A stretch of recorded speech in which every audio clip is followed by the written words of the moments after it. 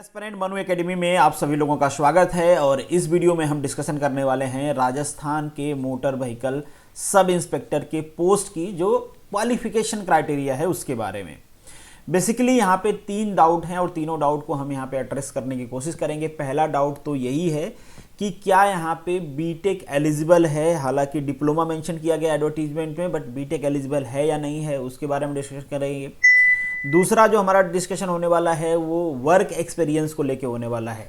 ये वैकेंसी आप सभी को पता है कि इससे पहले 2013 में आई थी, तो उस टाइम पे वर्क एक्सपीरियंस क्या मांगा था, क्या ये मैटर में कुछ डिबेट डिस्कशन हुआ था। बेसिकली इस पे कोर्ट का ऑर्डर है, वो भी मैं आपको दिखाऊंगा।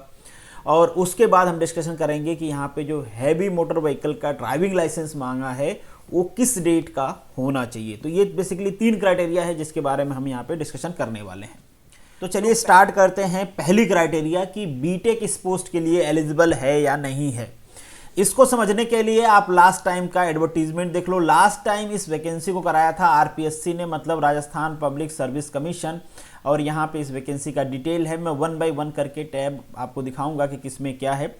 इस टाइम इस वैकेंसी को करा रहा है राजस्थान सब ordinate and ministerial services selection board, मतलब RSMSSB करा रहा है। ठीक है, आरपीएससी ने छोड़ दिया, क्यों छोड़ दिया पता नहीं। यहाँ पे आपको 2013-14 का एडवर्टीजमेंट नजर आ रहा होगा और यहाँ पे लिखा गया है योग्यता मतलब qualification, diploma in automobile engineering 3 year course और diploma in mechanical engineering awarded by the state board of technical education, या फिर सेंटर कहीं से भी हो, कोई प्रॉब्लम वाली बात नहीं, क्योंकि यहाँ पे मेंशन है any qualification in either of above discipline declared equivalent to the central government और स्टेट गवर्नमेंट, मतलब कोई भी क्वालिफिकेशन जो इसके इक्विवेलेंट है वो भी मान्य होगा। और यहाँ पे आपको 2021 का एडवर्टीजमेंट दिख रहा है। यहाँ पे आपको पात्रता एंड शैक्षिक योग्यता नजर आ रही होगी। वही चीजें जो 2013 में इंग्लिश में मेंशन है, यहाँ पे हिंदी में मेंशन किया गया है।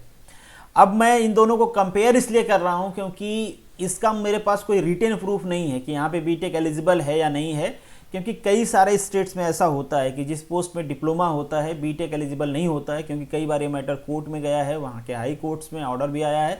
हालांकि इस पर सुप्रीम कोर्ट का भी ऑर्डर है हिमाचल प्रदेश का, जिसमें कि कहा गया था कि बीटेक एलिजिबल होगा, बट वो सारी बात की बातें हैं, स्टेट्स का ज्यूरिडिक्शन है। राजस्थान की बात करें तो आप में से कुछ लोग कह रहे हैं, जिनका मेरा पर्सनल डिस्कशन भी हुआ है, आपको स्क्रीन पे स्क्रीनशॉट भी नज़र आ रहा होगा, उनका कहना है कि 2013 वाली जो वैकेंसी है जो मैंने आपको पहले दिखाया, इस वाली वैकेंसी में उन्हीं के साथ का बीटेक किया हुआ बंदा लगा हुआ है। मैंने कहा भी कि वो डिप्लोमा भी शायद किए हो, बट उन्होंने कहा कि नहीं, केवल बीटेक किया हुआ है, मेरे साथ का है, और वो सेलेक्टेड, वो श्योर थे कि बीटेक एलिजिबल है। और चूंकि वो भी इस फॉर्म को फिलअप कर रहे हैं, तो आप अगर बीटेक हो तो आप भी फॉर्म को फिलअप कर सकते हो। अगर आपको जस्टिफिकेशन चाहिए तो वो ग्रुप में है, आप उनसे डिस्कस कर सकते। अगर फर्दर कोई क्लैरिफिकेशन की जरूरत पड़ती है तो मैं आपको बता दूंगा, नहीं पड़ेगी। अगर आप बीटेक हो, बाकी सारी क्राइटेरिया को फुलफिल करते हो, तो आपको एग्जामिनेशन फॉर्म फिलअप करना चाहिए। तो ये तो रही आपके एजुकेशन क्वालिफिकेशन को लेके बात। अब बात करते हैं आपके एक्सपीरियंस को लेके। तो वर्क एक्सपीरियंस के क्राइटेरिया को डिस्कस करने से पहले मैं जो कोर्ट के ऑर्डर के थ्रू यहाँ पे सिलेक्शन लिया गया है लास्ट टाइम का, वो आपको दिखा देता हूँ। यहाँ पे देखिए, ये जो सिलेक्शंस हैं ये तो नॉर्मल एज यूजुअल जो नोटिस आती रहती है उनकी वो सारी चीज़ें हैं। यहाँ पे जो ऊपर के 3 लाइन नज़र आ रही है ना आपको, ये तीनों सिलेक्शंस, ये तीनों ऑर्डर्स जो निकाले गए हैं नोटिफिकेशन आरपीएससी के द्वारा, ये कोर्ट के ऑर्डर से निकाले गए हैं। तो देख लेते हैं कि ये ऑर्डर क्या है। यहाँ पे जो पहली फाइल ओपन हुई है, इसको मैं थोड़ा सा जूम कर देता हूँ, आप यहाँ पे पढ़ पाओगे। बेसिकली मेंशन किया गया है उच्चतम न्यायालय द्वारा ये सारी चीज़ें। ये अशोक कुमार मीना जी ने ये बेसिकली केस किया हुआ था। आगे हम देखेंगे कि अशोक कुमार मीना की बेसिकली केस है क्या। अब यहाँ पे मेंशन किया गया कि ये जो नाम आपको नज़र आ रहा है, अशोक कुमार मीना, रवि कुमार मीना, नरेश मीना, रॉबिन सिंह, ये जो चारों कैंडिडेट हैं, इन चारों कैंडिडेट का एक जैसे ही केस था, इसलिए इनको कंबाइन किया गया और इनका सिलेक्शन लिस्ट में बाद में नाम आया है कोर्ट के ऑर्डर के थ्रू। तो एक तो ये फाइल हो गई। आगे मैं दिखाऊंगा भी कि इन्होंने बेसिकली केस किस बात पे किया था। पहले और भी नोटिफिकेशन देख लेते हैं कि बाकी जो चीज़ें हैं वो किस पे हैं। तो दूसरे वाली फाइल को ओपन करते हैं। दूसरी वाली फाइल भी ओपन हुई है, थोड़ा सा इसको जूम कर लेते हैं। अब ये देखिए, प्रकाश चौधरी बनाम राज्य है, ये क्या है ये भी हम देखेंगे। और थर्ड फाइल की अगर हम बात करें तो थर्ड फाइल में आपकी वही नोटिफिकेशन है जो इससे पहले थी, नरेश कुमार मीना। तो नरेश कुमार मीना इसमें भी हैं, इस लिस्ट में भी हैं नरेश कुमार मीना। तो फिर ये सारी एक जैसे ही केस थे, इसलिए इसको कंबाइंड किया गया है। ठीक है, अब देखते हैं कि ये बेसिकली केस था क्या। तो इस केस को यहाँ पे कोर्ट का ऑर्डर है, ये मैं आपको दिखा देता हूँ। ये बेसिकली कोर्ट का ऑर्डर है। यहाँ पे जो केस किया था that is Mukul Godwani versus state. ठीक है, अब इस केस में और कौन कौन लोग हैं, जो मैंने आपको इससे पहले नाम दिखाया वो नाम आपको ध्यान रखना है। मुकुल गोडवानी तो ही हैं। इनका प्रॉब्लम क्या है, इन्होंने लगाया था कि इनका जो एक्सपीरियंस है वो मॉडर्न हुंडई से है, और यहाँ पे बेसिकली जो ये हुंडई है जहाँ का इनका एक्सपीरियंस था, in case of this petitioner an objection was raised, he was not engage to repair the heavy motor vehicle. मतलब इनके यहाँ हैवी मोटर व्हीकल का रिपेयरिंग नहीं होता था, बाकी दूसरे व्हीकल्स का होता था। तो इन्होंने कहा था कि भाई मेरा सिलेक्शन होना चाहिए, ठीक है, मुझे तो एक्सपीरियंस तो है। बाकी नरेश कुमार मीना का नाम ध्यान रखना आप, यहाँ पे जो ऑर्डर था इसमें नरेश कुमार मीना का नाम है। मतलब नरेश कुमार मीना का यहाँ पे नाम होना, इसका मतलब कि इन्होंने जिस मैटर पे केस किया था, इनके केस को एक्सेप्ट कर लिया गया था, इसीलिए इनका इस लिस्ट में नाम है, सिलेक्शन की लिस्ट में। अब इनका मैटर पढ़ते हैं कि इनका मैटर था क्या। बेसिकली ध्यान से आपको पढ़ना है। इन्होंने कहा था कि इनका जो सर्टिफिकेट है वो किसने इशू किया है, जयपुर ऑटो सर्विसेज ने इशू किया है। और Jaipur auto services basically authorised dealer था अशोक लेलैंड का। कहा गया कि जो अशोक लेलैंड है वो पेट्रोल व्हीकल बनाती नहीं है, और एडवर्टीज में मेंशन है कि आपके पास एक्सपीरियंस होना चाहिए पेट्रोल और डीजल व्हीकल के एलएमबी और एचएमबी के मेंटेनेंस का। तो यहाँ पे क्वेश्चन मार्क उठा कि जब अशोक लेलैंड ये पेट्रोल व्हीकल बनाती ही नहीं है, तो आप जिस वर्कशॉप का यहाँ पे एक्सपीरियंस दे रहे हो वहाँ पे पेट्रोल व्हीकल कहाँ से आई। मतलब आपके पास पेट्रोल व्हीकल के मेंटेनेंस का एक्सपीरियंस नहीं है। अब जो दूसरा केस है वो रोबिन सिंह का केस है। इनका कहना ये था कि इनके पास जो एक्सपीरियंस है महिंद्रा एंड महिंद्रा का, कहा गया कि इनका जो वर्कशॉप है वहाँ पे पेट्रोल व्हीकल रिपेयर नहीं होती है, बट इनका कहना था कि नहीं, महिंद्रा एंड महिंद्रा जो कंपनी है वो पेट्रोल और डीजल दोनों बनाती है, इसलिए इनको दोनों का रिपेयरिंग का एक्सपीरियंस है। ठीक है, और जो तीसरी केस है दैट इज अशोक कुमार मीना, इनका भी कहना वही था कि इनके पास जो एक्सपीरियंस है राजेश मोटर का, इनके यहाँ light motor vehicle, heavy motor vehicle, diesel, petrol सारी रिपेयर होती है, बट आरपीएससी इसको मानने को तैयार नहीं था। अब ये सारी चीज़ें जब सबमिट हो गई, इसके बाद कोर्ट ने क्या कहा वो समझते हैं। कोर्ट ने कहा भाई कि देखो, कोर्ट के पास ऐसा कोई एक्सपर्टीज़ नहीं है कि वो एक्सपीरियंस क्या चाहिए क्या नहीं चाहिए, आपके पास कौन सा एक्सपीरियंस है, कितना नॉलेज होना चाहिए, मतलब इन सब चीज़ों के बारे में कोर्ट को नॉलेज नहीं है, ना ही कोर्ट इस चीज़ को डिसाइड कर सकता है। बट कोर्ट इस बात को भी समझती है कि जो पिटिशनर हैं, अगर उनको यह एहसास है कि उनके साथ जस्टिस नहीं किया गया है, तो हम कुछ ऑर्डर देते हैं और इस अपील को इस ऑर्डर के साथ खारिज करते हैं।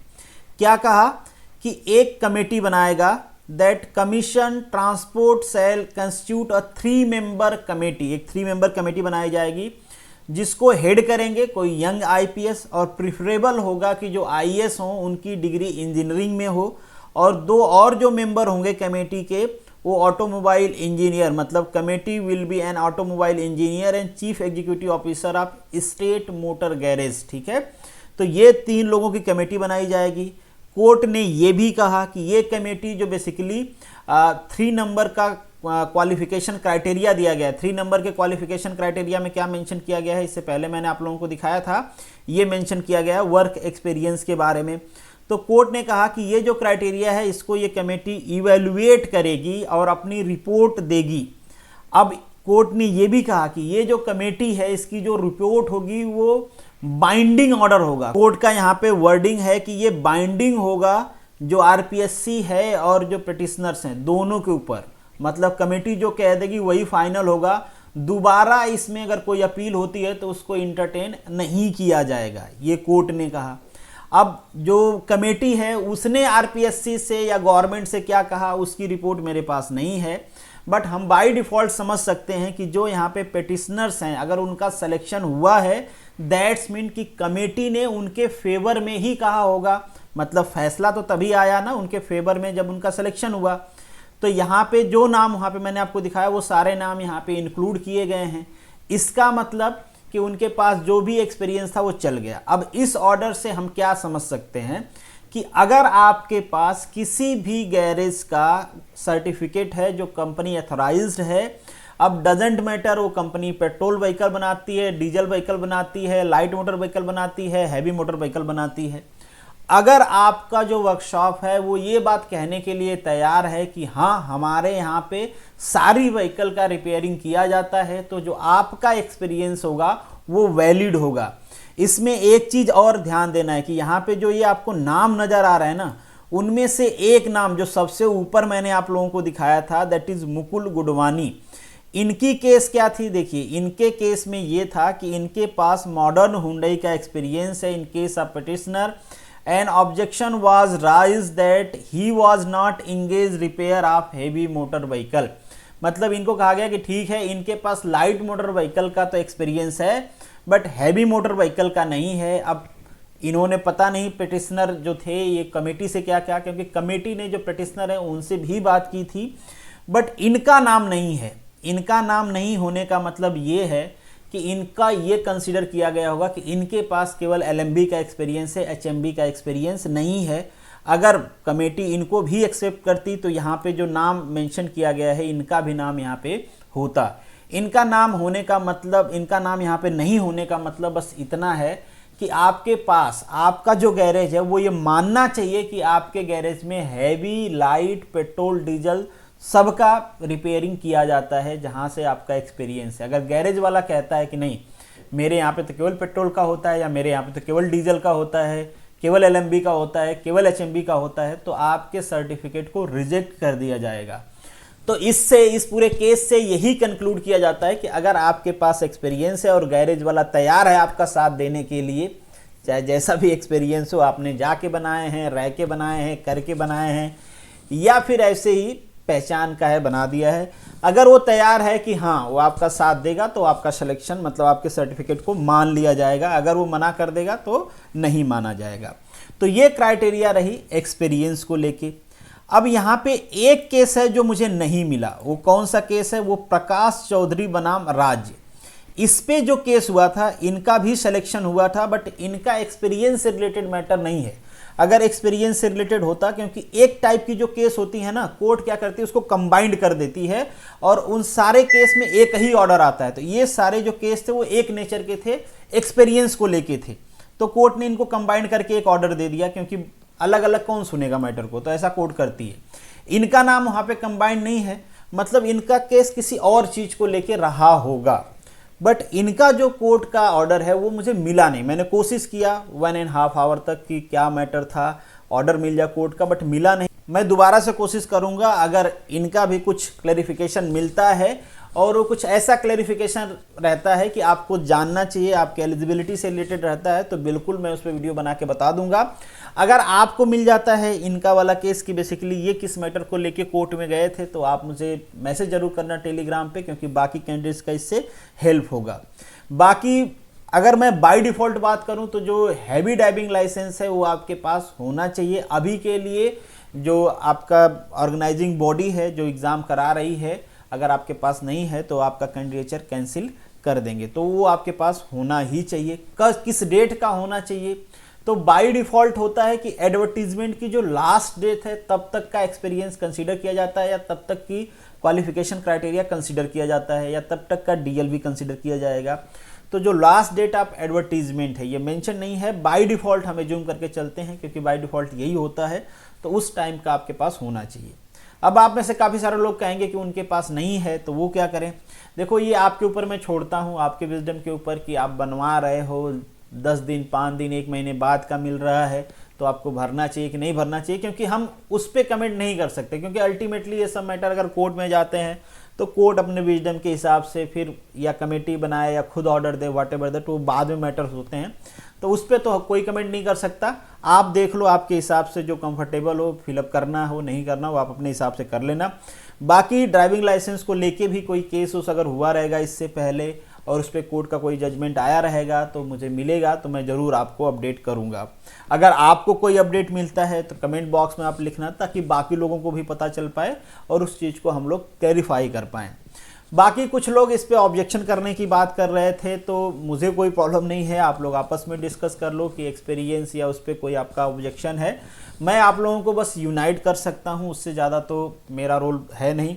जो करना होगा आप लोगों को करना होगा। तो अगर आप लोग कुछ करना चाहते हो तो टेलीग्राम पे मुझे मैसेज करना, मैं आप लोगों का जो मैसेज है एक दूसरे से कन्वे कर दूंगा, आप लोगों को यूनाइट कर दूंगा, आप लोग यूनाइट होके जो भी एप्लीकेशन लेटर देना होगा वो दे सकते हो। तो this is the end of this video. Hope so कि इससे आपको कुछ क्लैरिफिकेशन मिला होगा। आगे फर्दर कोई क्लैरिफिकेशन होता है तो मैं आपको बताऊंगा। चलिए मिलेंगे नेक्स्ट वीडियो में, तब तक के लिए all the best, good luck.